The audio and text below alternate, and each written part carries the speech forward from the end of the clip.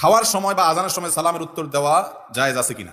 খাওয়ার সময় সালাম দেওয়া বা সালামের উত্তর দেওয়াতে অসুবিধা নেই, এতটুকুতে কোনো অসুবিধা নাই। আপনি খাওয়ার ফাঁকে ওয়ালাইকুম আসসালাম বলে দিলেন, কোনো অসুবিধা নাই। আমাদের দেশে অনেকে বলে খাওয়া আর নামাজ পড়া সমান। শুনছেন আপনার এই কথা?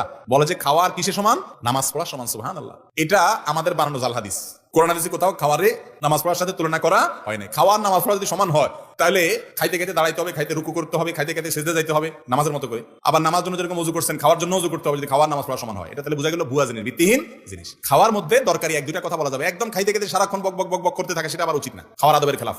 একটু সালাম দিলে বা সালামের জবাব দিলে তাতে অসুবিধা নাই। তবে বাইরে থেকে কেউ আসলে যিনি খাচ্ছেন তাকে সালাম দেওয়ার আগে হিসাব করবেন। বেচারা যদি গাবুস গুবুস খাইতেছে, দেখেন অনেক ক্ষুধার্ত, সালাম দিলে এই মুহূর্তে গলা টলা বাঁধতে পারে বেচারা উত্তর দিকে, তাহলে সালাম দিবেন না, এই টাইমে অপেক্ষা করবেন। কেউ দিয়ে দিয়েছে, আপনি খাচ্ছেন, ফাঁক দিয়ে জবাব দিচ্ছেন, কোনো অসুবিধা নাই।